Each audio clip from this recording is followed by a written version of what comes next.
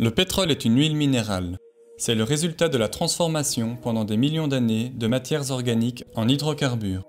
Généralement enfoui sous forme de gisement, il arrive tout de même que le pétrole apparaisse en surface, c'est pourquoi il est déjà connu depuis l'Antiquité. Un peu partout dans le monde, il est utilisé en tant que matériau d'étanchéité dans la construction ou encore à des fins médicales. Mais ce n'est qu'au milieu du 19e siècle que sa consommation va exploser. L'Europe et le nord de l'Amérique sont en pleine révolution industrielle. Les besoins en énergie sont de plus en plus importants et sont principalement comblés par le charbon. Un peu partout, on commence à s'intéresser au pétrole. Dans l'Empire russe, en Europe et en Amérique du Nord, les premiers forages modernes ont lieu. Aux États-Unis, cela provoque une ruée vers l'or noir. Le pays devient le plus gros producteur au monde. Dans un premier temps, le pétrole distillé remplace les huiles de baleine dans l'éclairage. Il offre un meilleur pouvoir calorifique que le charbon et est plus facile à transporter que le gaz. Sa consommation explose à partir du début du XXe siècle, surtout dans le domaine des transports avec le développement de l'automobile, la reconversion des moteurs de navires et le boom de l'aviation lors de la Première Guerre mondiale. Le pétrole brut, une fois extrait, est distillé en raffinerie afin de séparer les hydrocarbures en fonction des besoins. Les molécules les plus légères s'évaporent jusqu'au sommet de la colonne de distillation où la température avoisine les 20 degrés. On y récolte les gaz de pétrole liquéfié, utilisés entre autres dans les briquets ou en cuisine. Entre 30 et 105 degrés, on produit de l'essence pour voiture. Entre 105 et 160 degrés, on crée le naphtha qui est utilisé en pétrochimie et qui sert entre autres à produire des plastiques, des textiles synthétiques, des médicaments ou des produits cosmétiques. Entre 160 et 230 degrés, on obtient du kérosène pour l'aviation. Entre 230 et 425 degrés, on crée du gasoil pour voitures et pour le chauffage domestique. Enfin, le résidu, épais et riche en soufre, est chauffé au-delà des 450 degrés pour former du fioul lourd, utilisé par les navires et du bitume qui sert à la construction des routes. À ses débuts, le pétrole brut est transporté en baril d'une capacité d'un peu moins de 159 litres. Le baril devient alors l'unité qui définit le prix. Dans le monde, de plus en plus de gisements sont découverts, notamment au Venezuela qui devient le deuxième pays producteur. Au Moyen-Orient où les Britanniques sont implantés, des entreprises occidentales s'emparent du nouveau marché. Ces dernières donnent une partie de leurs bénéfices aux pays locaux sous forme de royalties. Lors de la Seconde Guerre mondiale, la demande en pétrole explose. La ressource devient un enjeu international. Les États-Unis signent dès la fin de la guerre une alliance avec l'Arabie Saoudite. Ils assurent la sécurité du pays contre un accès privilégié au pétrole. Le fait que des compagnies occidentales dominent le marché est une des causes qui provoquent des mouvements nationalistes dans les pays producteurs. En Arabie Saoudite, un accord est signé pour que le pays touche 50% des bénéfices du pétrole. En Iran, les négociations avec la compagnie britannique échouent. Le Premier ministre nationalise alors le pétrole du pays. En réaction, les États-Unis et le Royaume-Uni organisent secrètement un coup d'État. Le Premier ministre est renversé, le Shah d'Iran reste au pouvoir et autorise l'exploitation du pétrole du pays par un consortium de compagnies occidentales. En URSS, la découverte de gisements de pétrole en Sibérie occidentale pousse le pays à investir dans l'exploitation de ce dernier. Le pétrole, abondant et bon marché, dépasse le charbon pour devenir la première source d'énergie au monde. Jusqu'ici, son prix stagnait sous les 3 $ le baril. 5 grands pays producteurs décident de s'unir pour en tirer plus d'avantages. Ils créent l'OPEP, l'Organisation des pays exportateurs de pétrole. Ensemble, ils veulent contrebalancer la domination des entreprises occidentales, augmenter le prix du pétrole et établir une politique commune. L'organisation sera progressivement rejointe par de nouvelles nations. En 1972, les États-Unis atteignent leur pic de production. Le pays doit désormais importer du pétrole pour subvenir à ses besoins toujours plus importants. Alors que le Royaume-Uni se retire du Moyen-Orient, la sécurité dans la région est désormais assurée par l'Iran et l'Arabie Saoudite qui sont armés par les pays occidentaux. Après la guerre du Kippour qui oppose Israël à l'Égypte, la Syrie et la Jordanie, l'OPEP utilise pour la première fois le pétrole comme une arme politique. Un embargo est imposé aux pays alliés d'Israël et la production est ralentie pour faire gonfler le prix du pétrole. C'est le premier choc pétrolier qui touche de plein fouet les pays industrialisés dont l'économie dépend désormais de l'or noir. Ceux-ci tentent alors de diminuer leur consommation en investissant dans des alternatives comme le nucléaire, l'hydraulique ou réinvestissent dans le charbon. Les compagnies pétrolières, de leur côté, explorent le monde à la recherche de nouveaux gisements. Des sources en mer, appelées offshore, sont découvertes et sont exploitées notamment en mer du Nord. L'URSS devient le plus grand pays producteur de pétrole au monde, alors qu'aux États-Unis, la production augmente avec l'exploitation du pétrole d'Alaska. En 1979 a lieu la révolution iranienne. Le régime du Shah est renversé et est remplacé par une république islamique qui met en place une politique anti-occidentale. La production du pétrole du pays chute, ce qui provoque le second choc pétrolier.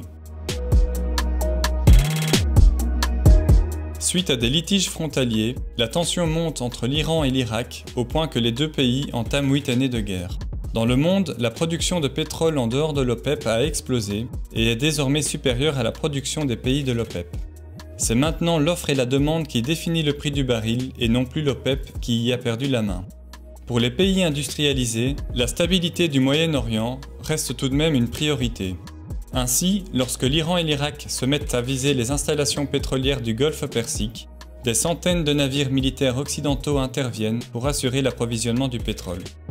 À la fin de la guerre, l'Irak est affaibli et surendetté auprès de l'Arabie Saoudite et du Koweït. Mais ayant reçu de grandes quantités de matériel militaire, le pays possède l'armée la plus puissante de la région. Il profite de cette situation pour envahir le Koweït après un litige frontalier. Une coalition internationale sous bannière de l'ONU et dirigée par les États-Unis intervient et neutralise l'armée irakienne. Cette fois, les États-Unis s'implantent durablement dans la région en installant des bases militaires et en signant des accords de défense avec les monarchies du Golfe. Le pays impose une série d'embargos contre l'Iran et l'Irak qu'il considère comme des États voyous. L'Arabie Saoudite, de son côté, veut redevenir un acteur majeur du pétrole. Le pays qui possède les plus grandes réserves de pétrole connues au monde inonde le marché pour devenir le plus gros producteur de brut. En Russie aussi, de nouveaux investissements relancent l'industrie pétrolière. Le prix du baril est en bas, les exploitations offshore sont peu rentables. Les compagnies pétrolières se retrouvent en difficulté. À partir de 1998, elles commencent à fusionner entre elles pour résister. Naissent alors 6 compagnies géantes qui deviendront parmi les plus riches et les plus influentes au monde. Au Moyen-Orient, la présence militaire des États-Unis commence à déranger. D'une part, les islamistes radicaux ne veulent pas de la présence sur leur sol d'un allié d'Israël. D'autre part, certains considèrent que les sanctions imposées à l'Irak et à l'Iran sont trop lourdes. Le 11 septembre 2001, les États-Unis sont la cible d'attentats terroristes sur leur territoire. 15 des 19 terroristes sont saoudiens, ce qui pose question. Pour limiter la dépendance au pétrole de ce dernier, de nouvelles sources sont activement recherchées. En Afrique, la production explose après la découverte d'importants gisements offshore au large du golfe de Guinée. Au Moyen-Orient, les États-Unis envahissent l'Irak sous prétexte d'armes de destruction massive. Quelques années plus tard, le pétrole du pays sera à nouveau disponible sur le marché international. L'Iran, de son côté, ouvre son marché aux nouvelles puissances montantes asiatiques telles que la Chine et l'Inde. L'offre abondante de pétrole dans le monde stimule l'économie. La croissance explose, principalement dans les pays émergents. De plus, les traders de Wall Street spéculent sur l'or noir, poussant encore les prix à la hausse. Mais la crise financière de 2008 provoque une chute vertigineuse des prix. Au Venezuela, en quelques années, le pays découvre qu'il détient les plus grandes réserves de pétrole connues au monde, devant l'Arabie Saoudite. La demande mondiale en pétrole étant importante, le prix du baril repart à la hausse. L'exploitation des pétroles appelés non conventionnels devient rentable malgré la difficulté de pompage ou de traitement. Ainsi, au Canada et au Venezuela, des compagnies pétrolières misent sur l'exploitation des énormes gisements de sable bitumineux. Ce bitume épais est situé près de la surface. Après avoir rasé la forêt, il est extrait puis est transformé avec des techniques plus coûteuses et polluantes. Alors que l'offshore assure désormais 30% de la production mondiale, les compagnies pétrolières tentent l'exploitation de gisements plus profonds. Dans le golfe du Mexique, c'est en échouant à faire le forage le plus profond du monde qu'a lieu une des pires pollutions pétrolières. Aux États-Unis, l'amélioration des technologies permet désormais de pomper le pétrole de schiste, dont les réserves semblent énormes. Ce pétrole est coincé entre différentes couches de roches solides.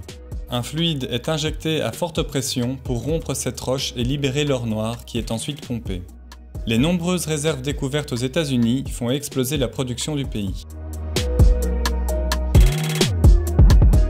Le fait que le plus gros consommateur de pétrole au monde devienne un des plus gros producteurs ne plaît pas à l'allié saoudien.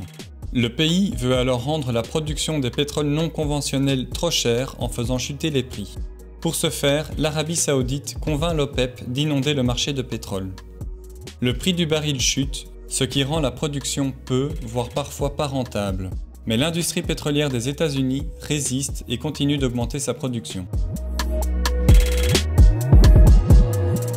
Le pétrole étant abondant et bon marché, la consommation mondiale continue d'augmenter et approche les 100 millions de barils par jour. Les 2/3 du pétrole sont utilisés dans les transports, l'industrie est le principal émetteur de CO2. Dans le secteur maritime, le fioul lourd utilisé par les navires émet 3500 fois plus de soufre que le gasoil, provoquant d'importantes pollutions atmosphériques. Les États-Unis et l'Europe réagissent en créant des zones où la consommation de fioul lourd est interdite. Depuis le début de l'ère moderne du pétrole, de nombreuses marées noires ont provoqué de gros dégâts environnementaux. Le golfe du Niger est probablement la région la plus touchée, avec 60 années de marées noires passées sous silence. L'Arabie saoudite subit sa propre politique et fait face depuis quelques années à un lourd déficit budgétaire. Les pays membres de l'OPEP sont contraints de faire appel à d'autres pays producteurs, dont la Russie, le deuxième plus gros exportateur de brut au monde, pour tenter ensemble de faire remonter le prix du baril. Aux États-Unis, à l'inverse, le pays continue d'augmenter sa production afin de maintenir les prix bas et de soutenir la croissance et l'économie. Le pays redevient même le premier producteur au monde. Alors que les experts du GIEC tirent la sonnette d'alarme et appellent à diminuer drastiquement les émissions de CO2 pour limiter le réchauffement climatique, on aurait découvert suffisamment de pétrole pour tenir encore au moins 50 ans au rythme actuel.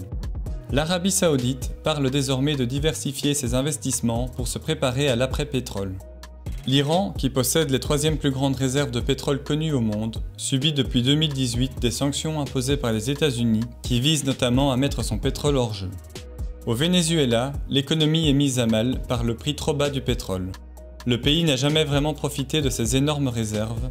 L'instabilité politique pourrait impacter ses exportations qui pour le moment profitent surtout à la Chine et à la Russie. Les compagnies pétrolières restent parmi les plus puissantes au monde. En 2017, 5 d'entre elles figuraient dans le top 10 des entreprises au plus gros chiffre d'affaires.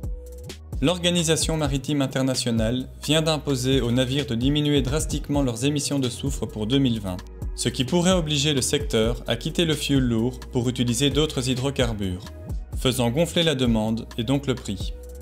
Si le prix du baril augmente, on peut envisager que l'exploitation des pétroles non conventionnels reprenne de plus belle, avec probablement de gros enjeux en Arctique où la fonte de la banquise rend possible l'exploration de nouvelles zones potentiellement riches en pétrole.